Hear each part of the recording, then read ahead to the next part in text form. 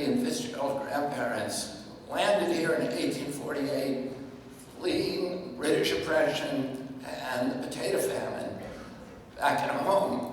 And they arrived here from a nation where for 800 years there was legalized oppression against Irish Catholics. They had not been able to vote, to exercise their franchise. It was illegal for a Catholic to hold political office, to enter a profession, a doctor or an attorney. It was, one of my ancestors had a priest that was hanged for teaching my ancestors how to read and write, which was illegal to teach a Catholic at that point. And they landed here and they took to politics like a starving man to food. And my great-grandfather, Ronnie Fitz, was the first ghetto Irish mayor of Boston. His daughter, Rose Fitzgerald Kennedy, was my grandmother. And she loved this country because she understood that this country, for the first time, had given her people the capacity and the opportunity to participate in their own political destiny. And she loved she made her children take the Freedom Walk here in Boston. She took them to Walden Pond on weekends. She took them to Breeds Hill, and Bunker Hill, and the other major battles of the Revolution. She wanted them to know their history and to love their country. She made all of us, all 29 of her grandchildren, memorize Longfellow's poem. So listen, my children, and you shall hear the Midnight Ride of Paul Revere on the 18th of April in '75. Hardly a man is now alive who remembers that fateful day and year. And Paul Revere took off 242 years ago last night from the Old North Church in the North End, where she was born, my grandmother was born, and he rode out to Concord to alert the countryside, and particularly the Minutemen, that a British troop of 800 men was coming to confiscate their arsenal and their powder dump. And those men met the British Army, the largest and most powerful empire in history, on the Old North Bridge 242 years ago today. And they drove them back, and they chased them in retreat through Concord, through Lexington, through Lincoln, through Arlington, into Cambridge, inflicting terrible casualties. And that was the beginning of the American Revolution, but really the revolution had started 2 years before. And it started when the British had passed an oppressive law raising the taxes on tea in New England. And this was a law that the British Crown made in collusion with the British East India Company, which the king owned shares in, his ministers owned shares in, and most of the aristocracy owned shares in.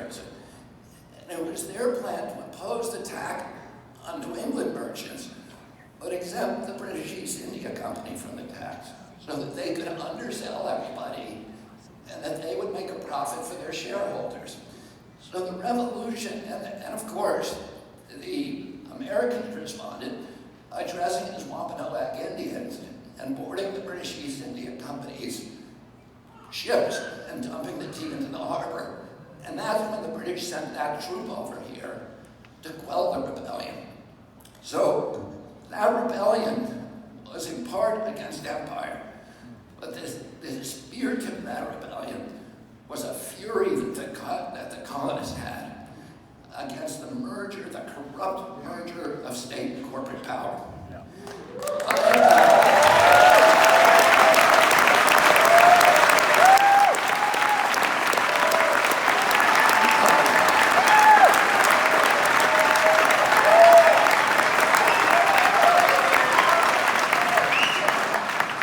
I've come here today to announce my candidacy for the Democratic nomination for President of the United States.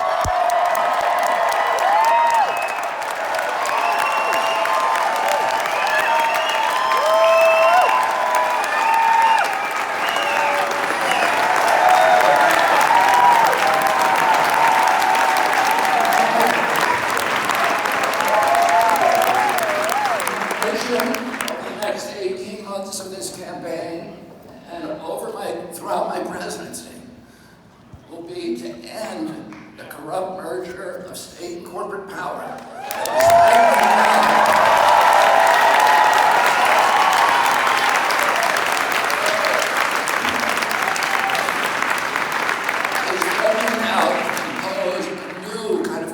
Feudalism in our country, to commoditize our children, our Purple Mountain's majesty, to poison our children and our people with chemicals and pharmaceutical drugs, to strip mine our assets, to hollow out the middle class and keep us in a constant state of war.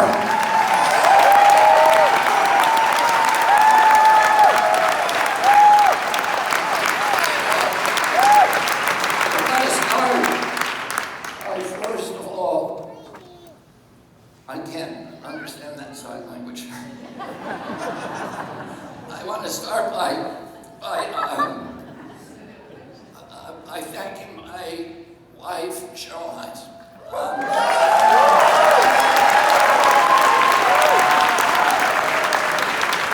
I would not be here without Cheryl. And I cannot describe in words what she has brought to my life.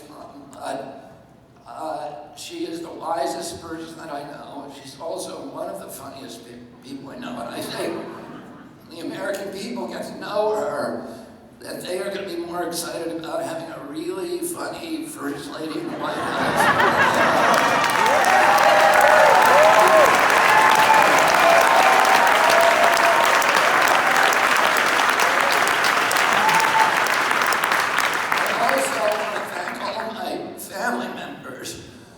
Who showed up today, my children, Bobby, Kik, Amaryllis, Connor, Kira, Finbar, Aiden, anyhow. I told them to wear name tags.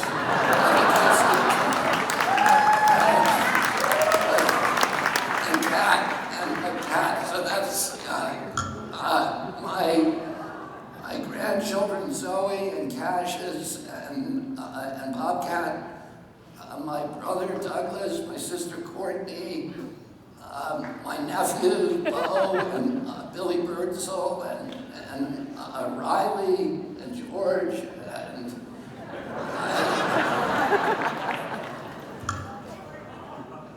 Anthony Shriver. I am so grateful for you coming here. Cotto. That's it, Cotto.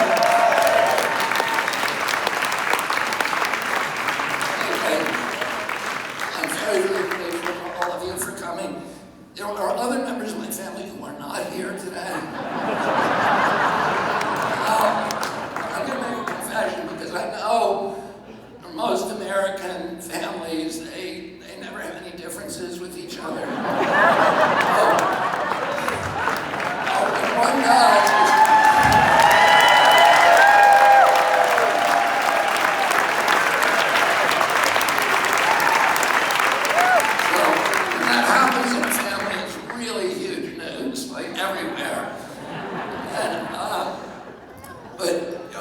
I want to just say this, I'm very grateful that many of the families who disagree with what I'm doing today, many of the family members have taken the time to write me beautiful letters of love this week, to send me emails, to make telephone calls.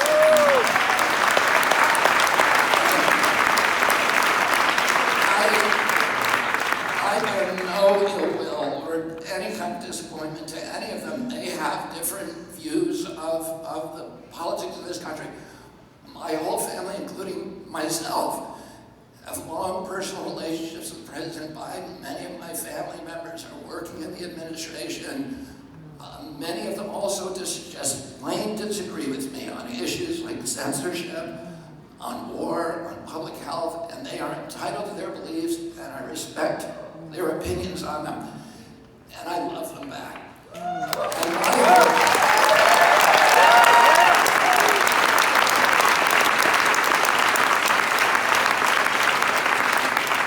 And it isn't too much to hope that we could have the same thing for our country.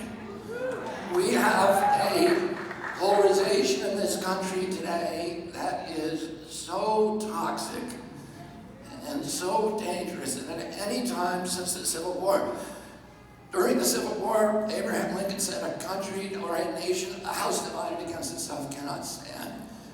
And when I talk to both Republican friends and Democratic friends, they talk about this division in almost apocalyptical terms. Nobody can see a safe way or a good way out of it. And people are preparing for a kind of a dystopian future. And one of the principal missions of my campaign and of my presidency is going to be to end that division.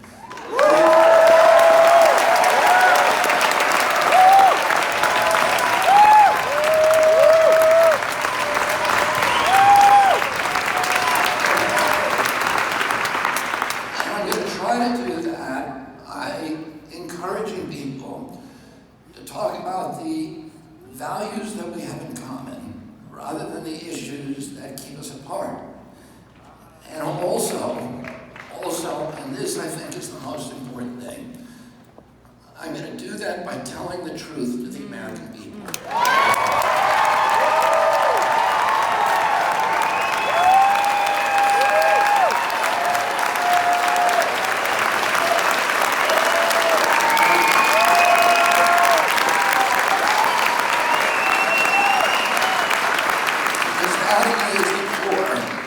That is the core of this division, of course.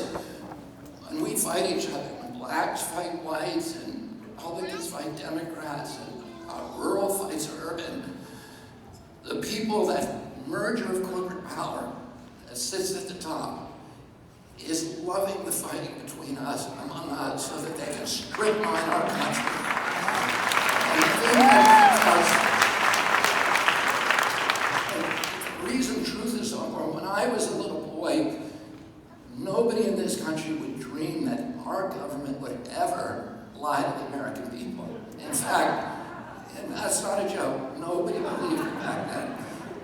In May of 1960, that changed a little when Gary Powers crashed his U-2 in Russia, and the Eisenhower administration denied that we had a U-2 program because they didn't know at the time that the Russians had captured Gary Powers. And when the Russians produced them, it was a shock to the American people that their government had lied to them. And then in 1970, during the Vietnam War, of course, we all began to suspect that we were being lied to. And in 1971, when the Pentagon Papers came out, we realized, oh, this is what they do. My father, just before he died, told me very sadly, people in authority lie. And the government now lies to us. We all know it. We take it for granted. When my uncle left office when he died in 1963, about 80% of Americans said they trusted their government. Today, 22% trust their government, and 22% trust the press, the lowest level ever. The media is at the lowest either because we know the media lies to us now, and everybody knows it.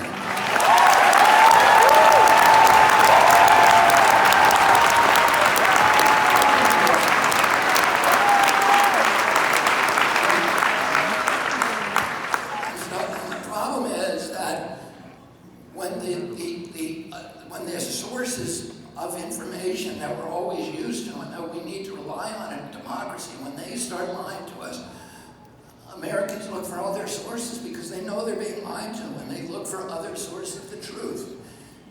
And when the media and the corporate captive media and the corporate captive government sees other sources of truth, they have to brand those misinformation, because they threaten their paradigm, they threaten that orthodoxy. And of course, there is a lot of generalized misinformation, but as we know, a lot of the misinformation is just statements that depart from government orthodoxy, so they have to either censor us or they have to lie about what's true and what's not true. And that amplifies the polarization.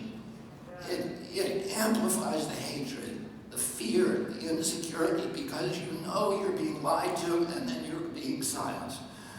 The censorship doesn't work from any point of view, and it's very, very dangerous. My father 55 years ago last month, I sat as a 14-year-old boy behind my father as he announced in the Senate caucus room in Washington, D.C., his campaign for presidency of the United States. And my father at that time was in many ways the same position that I'm in today. He was running against a president of his own party. He was running against a war. He was running at a time of unprecedented polarization in our country. And he had no chance of winning. My father, when he declared, had not a single molecule in him that he believed that he could win the Democratic nomination. Why is that? He had run his brother's campaign in 1960, 8 years before. But now, all the unions were against him with two exceptions, United Auto Workers and Cesar Chavez's United Farm Workers. The liberal press was 100% against him, from the New York Times to the Village Voice. The labor union, the big city mayors were against him, including Mayor Daley, who had played a critical role in President Kennedy's nomination. All of the people in the New Frontier, who were his closest friends, were now working for the Johnson White House, so they were against him. The only people that he had with him, even the universities were against him, because they were with McCarthy. The group of Hollywood, like Joanne Woodward, Paul Newman, who had been very close to him, worked very hard for my uncle in '60, were now working for McCarthy. And my father and the universities, my father used to say that McCarthy had all the A students and he had the B and C students. And so the only people he had were people, poor white people in rural areas like Appalachia, poor blacks in the Delta and in our cities, in Watts and Harlem, and East LA, and Indians on the Indian reservations, and that was kind of it. But that hopelessness in his campaign freed him to tell the truth to the American people. So when he went to Indiana University and the medical students said to him, "Who's going to pay for your health care program?" He said, "You are." And when he went to Creighton University, which was a Catholic university in Omaha, and they asked him whether he would support their deferments, he said no. The deferments were the reason most of them were in college, because that was the only way you could get out of Vietnam. And he said no, and they booed him. And he said, "Do you think it's fair that 45% of paratroopers in Vietnam are black? Do you think it's fair that we are sending black children to fight this war because they can't get their kids into college?"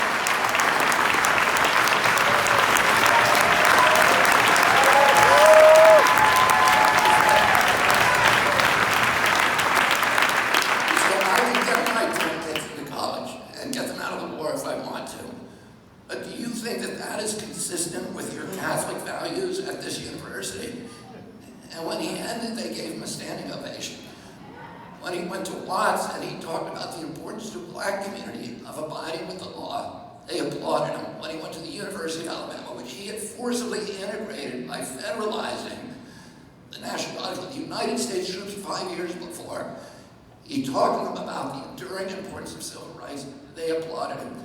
When he went to the University of Kansas and gave a speech to 20,000 people, the kids in the auditorium, who were all corn-fed, Midwestern, pro-military, pro-Vietnam, and he talked to them for an hour about his evolution on the progression of the Vietnam War. And at the end of that, the applause was so thunderous that Jack Newfield, who was one of those reporters with him at that time, said it felt like the roof was coming off of the auditorium. The students rushed the stage, they were throwing chairs. They just wanted to hear the truth. That's it. And the day he died, he won the California primary, the most urban state in this country, and the same day the South Dakota primary, the most rural. He had succeeded in uniting America and building that bridge just by telling people the truth.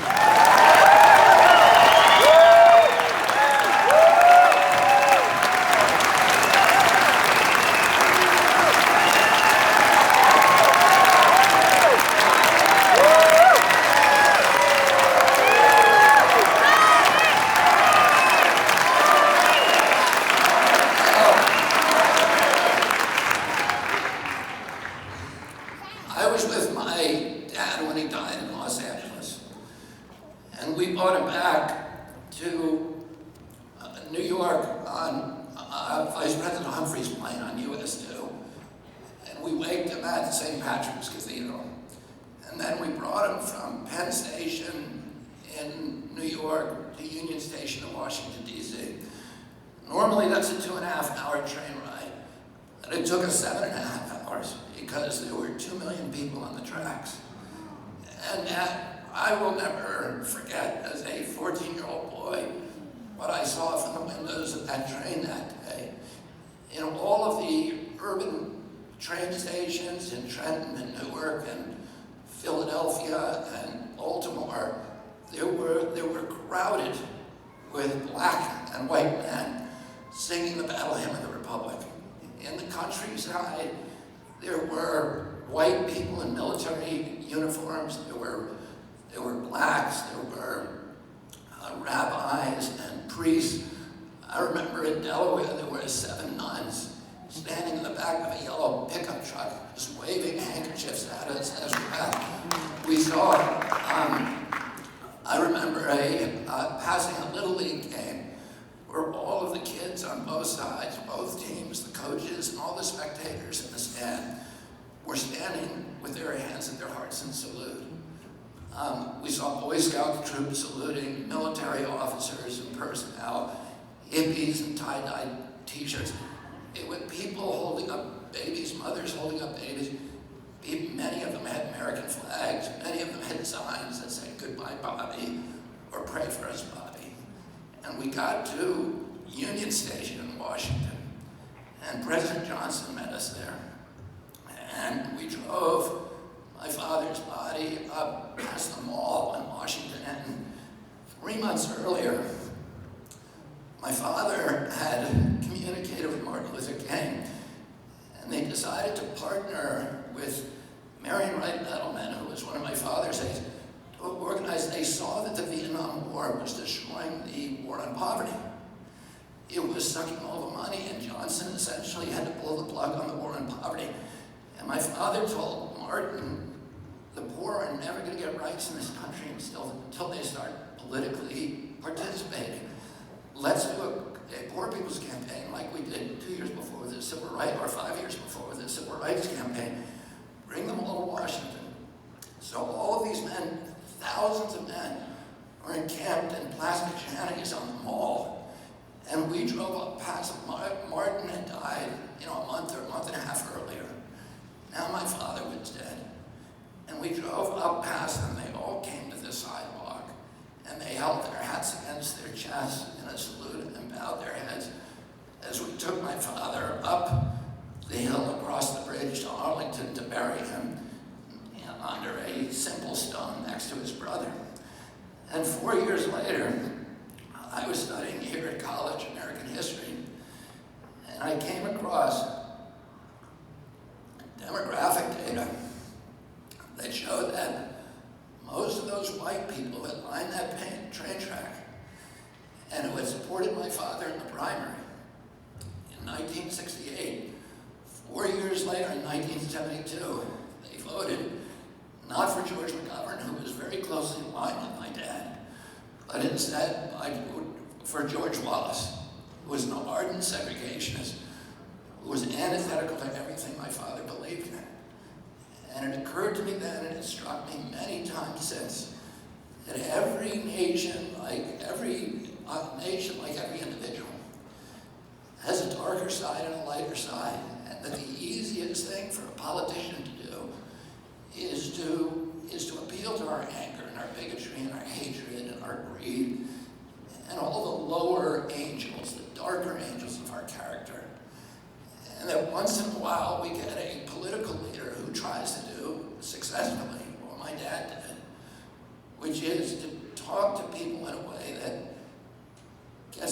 transcend their narrow self-interest, gets them to transcend their fear and their bigotry and their anger and see themselves as part of a community, sees themselves as part of a noble experiment, and helps them to find the hero that we all have in each of us. And my father tried to persuade people that we have to avoid the seduction of the notion that we can advance ourselves as a people by leaving our poor brothers and sisters behind, or that the only way we can get security is to get rid of our constitutional rights. And he tried to remind Americans that we each need to be a hero, and he succeeded in doing that. And his trail, unfortunately, was cut short. I'm going to tell you a little bit about my career and what brought me here. I started out, as Dennis mentioned, I spent 35 years as an environmental advocate. At the beginning of my environmental career, end of 1983, the beginning of 1984, a man who was a mentor of mine offered me a job doing high-level environmental policy in Washington or New York, or another job that was kind of doing large purchases of conservation land. And I didn't want to do that kind of environmentalism. I wanted to be in the trenches, working with people, and engaged in hand-to-hand combat against the big polluters. And I wanted to particularly work with people who were most harmed by environmental injury, but also were alienated or marginalized from the mainstream environmental community. My first case as an environmental lawyer was representing the NAACP in a lawsuit against Lawson, New York, for trying to put a waste transfer station in the oldest black neighborhood in the Hudson Valley. And I found out during that lawsuit that 4 out of every 5 toxic waste dumps in our country is in a black neighborhood. The largest toxic waste dump in this country is Emile, Alabama, which is 85% black. The highest concentration of toxic waste dumps in this country is the south side of Chicago. The most contaminated zip code in California is East LA. And black youth, probably the largest at that time problem with black youth, was that 48% of them had dangerous levels of lead in their blood. And that lead dramatically reduced IQ and also causes severe behavioral problems.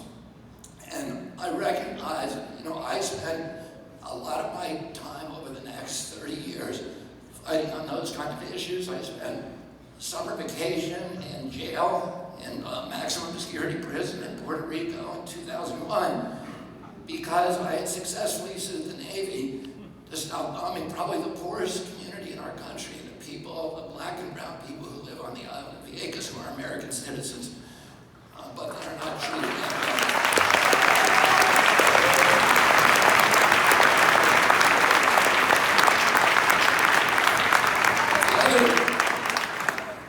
The other group that I spent the rest of my time with, the majority of my time, I wanted to work with rural Americans and working class Americans, and particularly hunters and fishermen, the hook and bullet people, who cared deeply as much as any other American about the environment, and yet they felt completely alienated from the mainstream environmental community.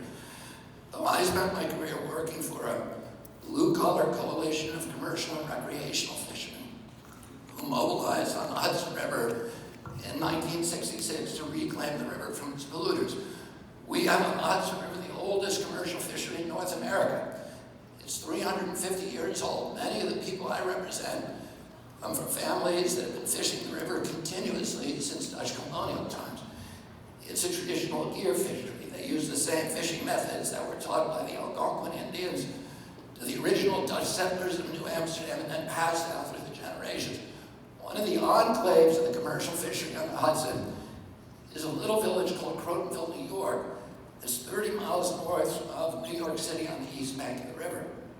And the people who lived there in 1966 were not your prototypical, mainstream environmentalists.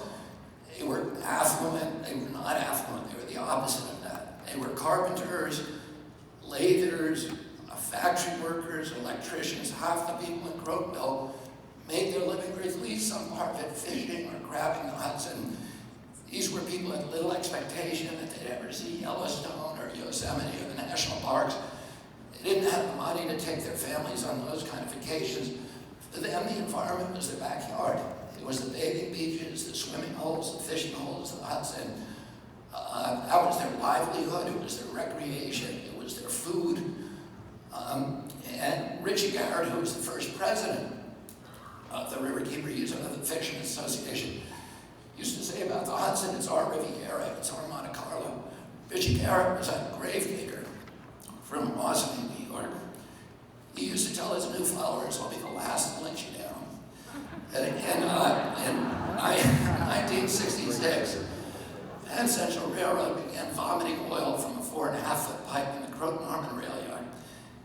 And the oil went up the river on the tides, and it blackened the beaches, and it made the shad taste of diesel, so they couldn't be sold in the Fulton Fish Market in New York City.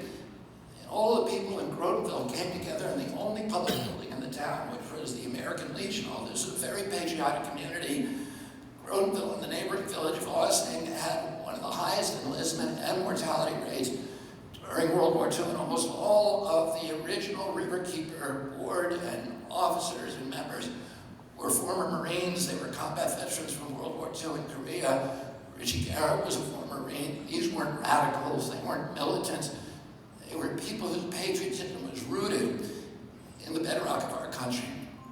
But that night they started talking about violence, because they saw something that they thought they owned, which was the abundance of these fisheries and the purity and richness of the Hudson River's waters.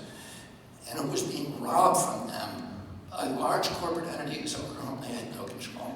And they'd been to the government agencies that are supposed to protect Americans from pollution, the Corps of Engineers, the Conservation Department, the Coast Guard, and they were given the bum's rush.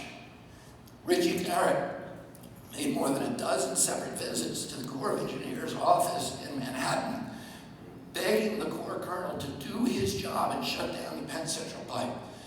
And the Colonel finally told him in exasperation, these are important people. Speaking of the Penn Central Board of Directors, we can't treat them that way. In other words, we can't force them to comply with the law. So this was classic agency capture. These agencies, these regulatory agencies, had become the sock puppets for the industry they were supposed to be regulating. And by this evening in March of 1966, 300 men and women came together in that American Legion Hall in Crotonville, and all of them had come to the conclusion that government was in cahoots with the polluters. And the only way they were going to reclaim the river for themselves is if they confronted the polluters directly.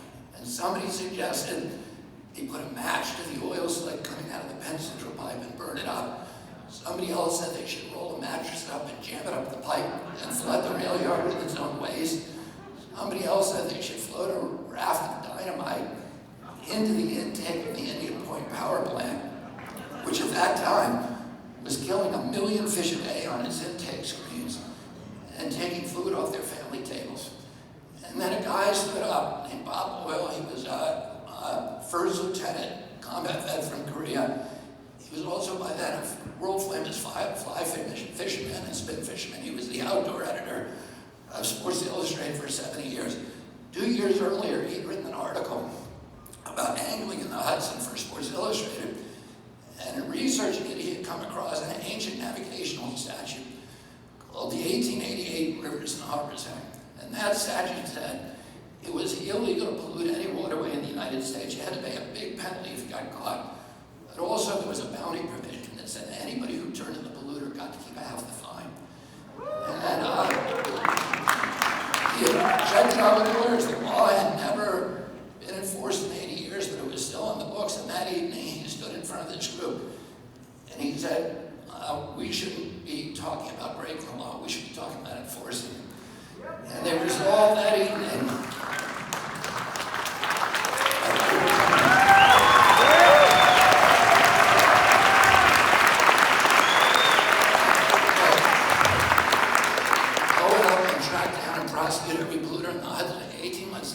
shut down the Penn Central Pipe.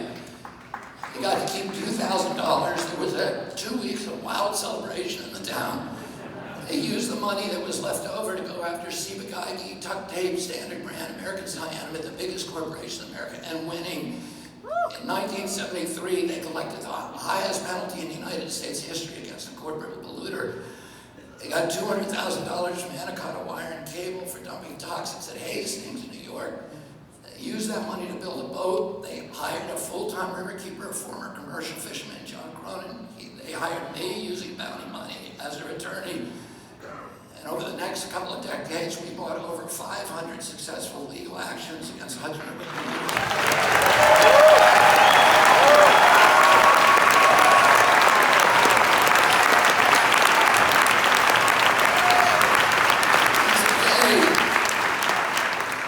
The Hudson River is an international model for ecosystem protection. This is a river that caught fire. It was dead for 20-mile stretches north of New York City, south of Albany. It turned colors depending on what color they were painting the GM trucks at Terrytown, the Terrytown GM plant.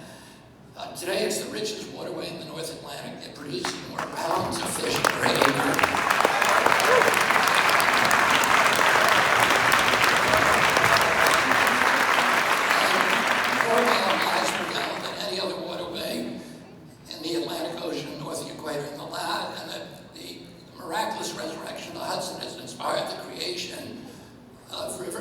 Water keepers now, 350 of them in 46 countries. We're now the biggest water protection group in the world.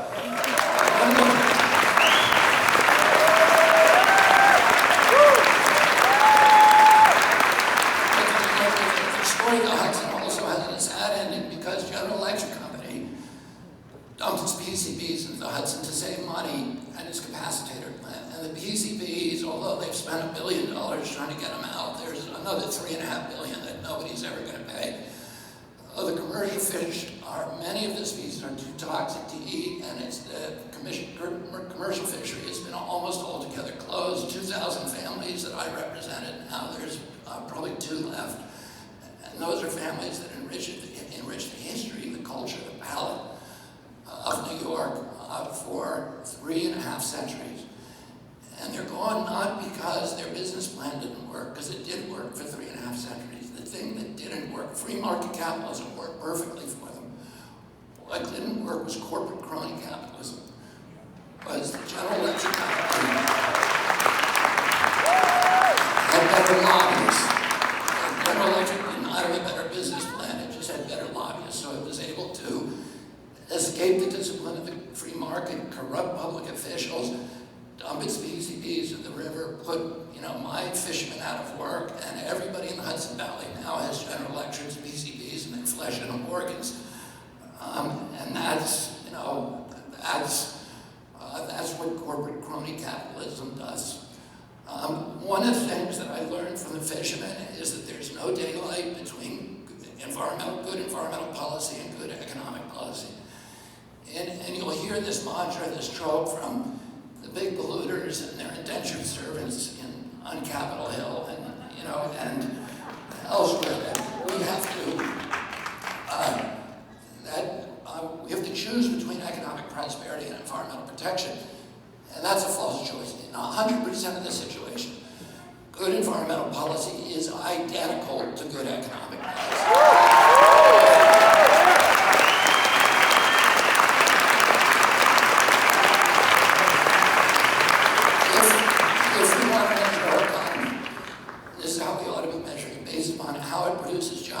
And the dignity of jobs over the generations, and how it preserves the value of the assets of our community.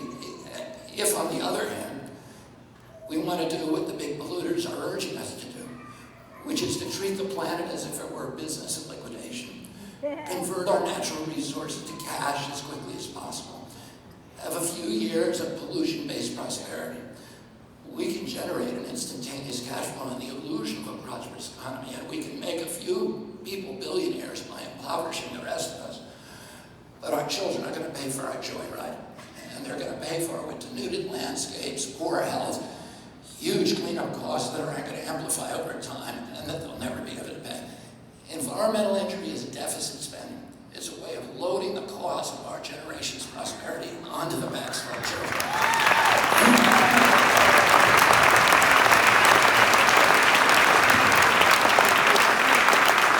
And one of the things that I've done over the past 30 years as an environmental advocate is to constantly go around and confront this argument that an investment in our environment is a diminishment of our nation's wealth. It doesn't diminish our wealth.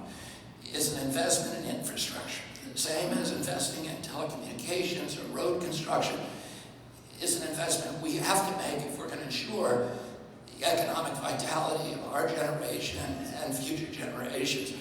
And by the way, we're not protecting the environment just for the sake of the fish and the birds. We're protecting it for our own sake, because those things enrich us. They enrich us economically, spiritually, culturally, and all these other ways.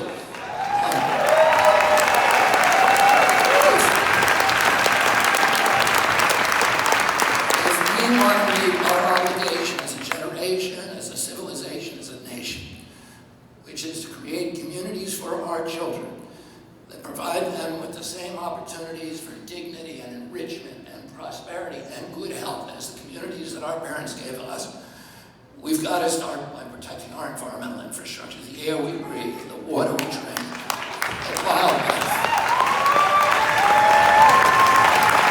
the fisheries,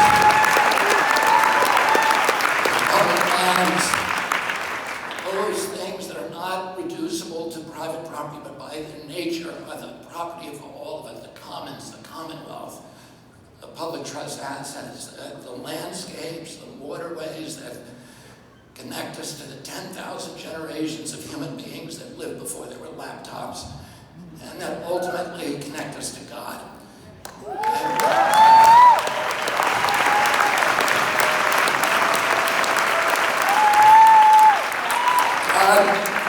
God talks to human beings through many vectors, through each other, through organized religion, through the great books of those religions, through wise people, through art and music and literature and poetry. Yes. But nowhere with such detail and grace and color and joy as through creation. And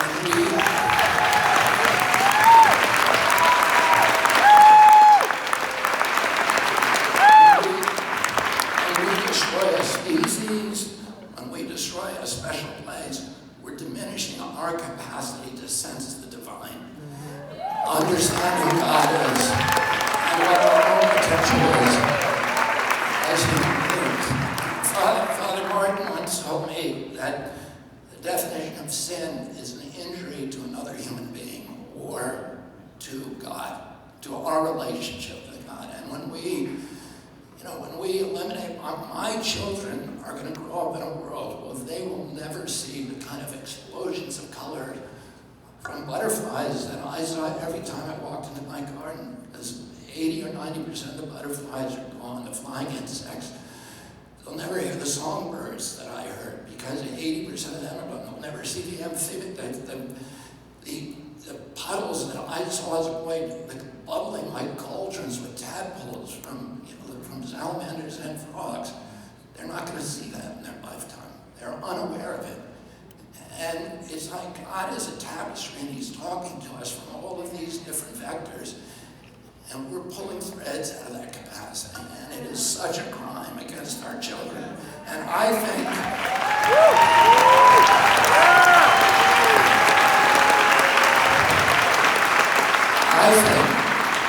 we deserve a president in this country who cares about these things and who talks about these things to the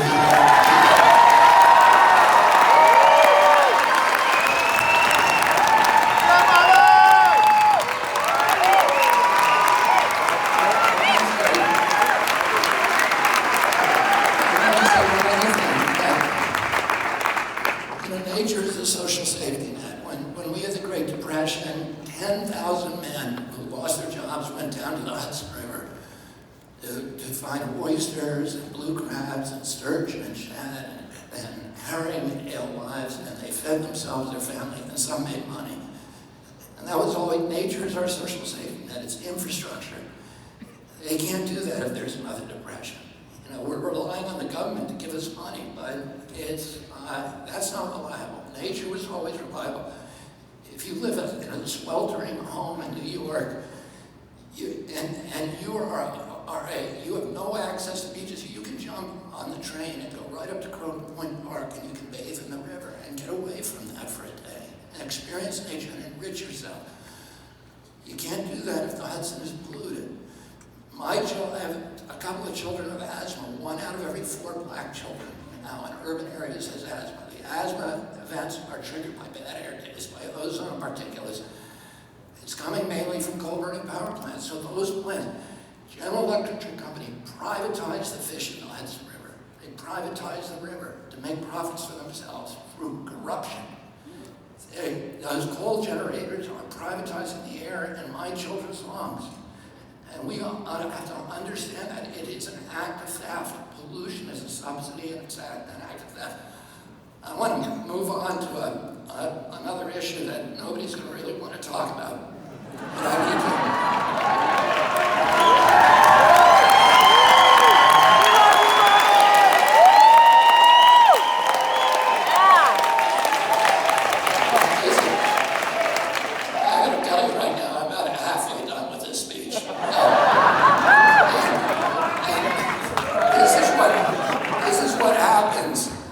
need censor somebody for 18 years.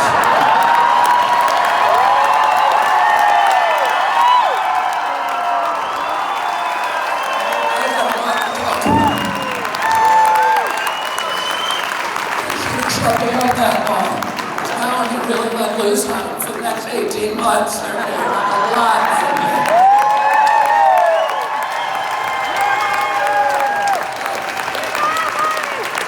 And we're talking about lockdowns. And nobody wants to talk about it, but we need to understand. You know, I grew up at a time, most of my life was at a time that economists call the Great Prosperity. It's when the American middle class between 1945 and 75 grew to be the biggest economic engine on the face of the globe. I mean, we were the economy in the globe. We made everything, and everybody looked to us, not only for goods, but for moral leadership, and we became the most powerful country in the world, unrivaled. And it was because, and we had a stable democracy with institutions that people trusted, a press that told us the truth, and the destruction of, you know, everybody knows it's an economic and political economic rule. You cannot have democracy in a society where there is high concentrations of wealth and widespread poverty. You need a middle class, or you don't get democracy. And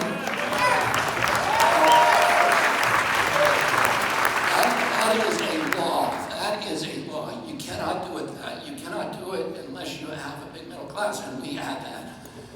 But since the early 1980s, there's been a systematic attack on our middle class, and the coup de grace was the lockdown.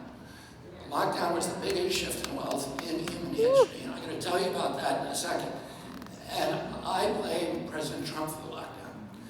Now, a lot of people say, and President Trump gets blamed for a lot of things that he didn't do, and he gets blamed for some things that he did do. But the worst thing that he did to this country, to our civil rights, to our economy, to the middle class in this country, was the lockdown. Now, President Trump, in fairness, let me just make this point, will tell people, well, the lockdown wasn't my idea. It was my bureaucrats rolled me on it. I was saying we shouldn't do it. But that's not a good enough excuse. He was the President of the United States.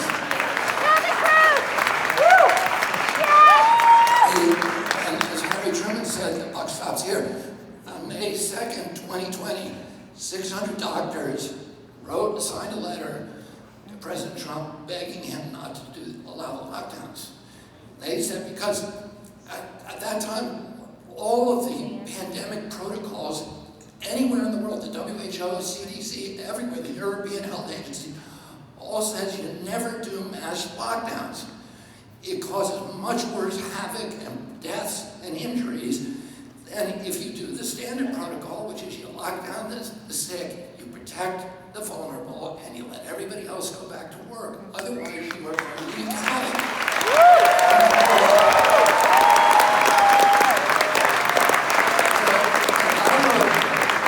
I wrote about it for the, on Instagram. I was writing every day. I was citing these economic studies that showed every point in unemployment you get 37,000 excess deaths from heart attacks, suicides, plus imprisonments. And I was writing about this. And they dumped me from social. They said that's misinformation. It was not. But people were saying it. People knew it. It wasn't just me. And we now know, of course, that it's true. There's now study after study and every comparison between the states and nations that locked down compared to those who didn't, had shown the ones who locked down, the more you locked down, the worse you got. Worse COVID deaths, worse excess deaths. Sweden's numbers came out this week. Sweden was the only country in Europe that didn't lock down. It had the lowest excess deaths in Europe, which is very predictable. The nation that led lockdowns was us, and we had the highest body count of COVID on Earth. We have 4.2% of the world's population. We had 16% of the COVID deaths. At some point, even the media is going to have to stop saying this was a success story. The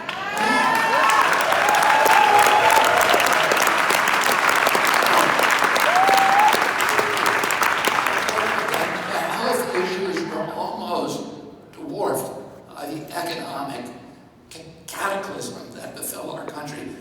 The IMF and a Harvard study by Larry Summers says the cost of the lockdown to the United States was $16 trillion. $16 trillion for nothing. $16 trillion. We shifted $4 trillion from the middle class in this country to the super rich. We created 500 new billionaires. The existing billionaires increased their wealth, according to the Oxfam study that came out 3 days ago, by 30%. This was a gift to the rich. And guess what? The ones who were, the people who got riches were the social media companies like Amazon and Facebook and Microsoft that were conspiring with President Trump's White House to censor people like me. So the very people who were profiting on those lockdowns were the ones who were strip-mining the wealth from the middle class in this country. Amazon got to close down all of its competitors. 3.3 million businesses it shut down. And I'm in a lawsuit involving Amazon for censoring one of my books. So they were censoring people who criticized the lockdowns while they were raking in the money from the lockdowns. And unfortunately,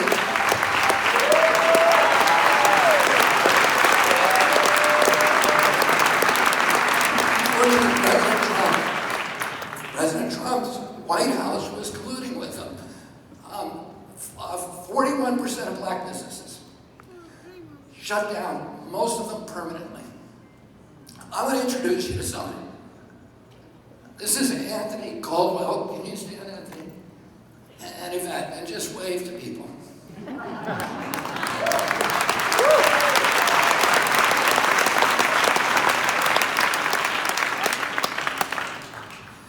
And Anthony Caldwell is from Boston.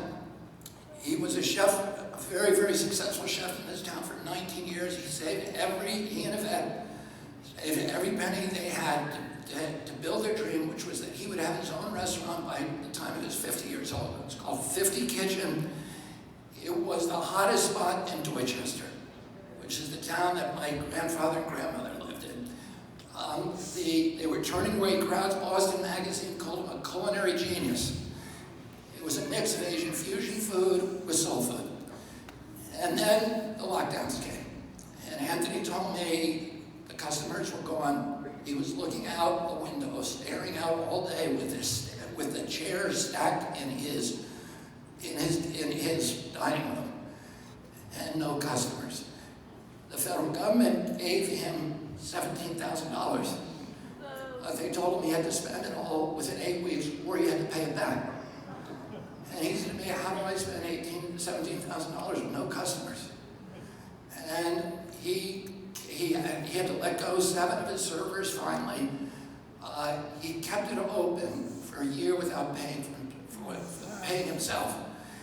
And then he closed it down and went bankrupt. And he owes $250,000.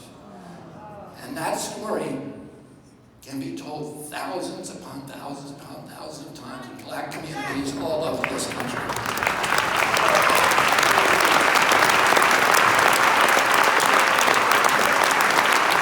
These lockdowns were a war on the poor, and they were a war on American children. According to the Brown University study, children in this country, toddlers, lost 22 IQ points. A third of children are going to need, throughout their school careers, are going to need remedial education. Children all over the country miss their milestones. What is CDC's response? Here's CDC's response. CDC, 5 months ago, revised its milestones. So that now a child no longer is expected to walk at 1 year, they walk at 18 months. And a child now does not have to have 50 words in 24 months, it's 30 months. So instead of fixing the problem, they are trying to cover it up.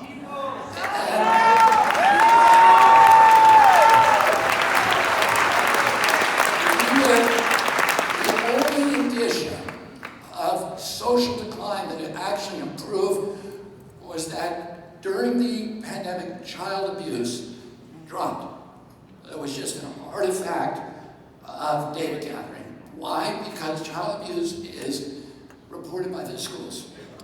And the schools were closed. And the kids were locked at home with their abusers. 55% of teenagers report being abused during the lockdowns. 13% physically abused. It was also, the schools were the places where people had hot lunches, where kids stayed at home, watching screens or not, eating potato chips. We gained on average 29 pounds. And it was the obesity killed you from COVID. We weren't made this the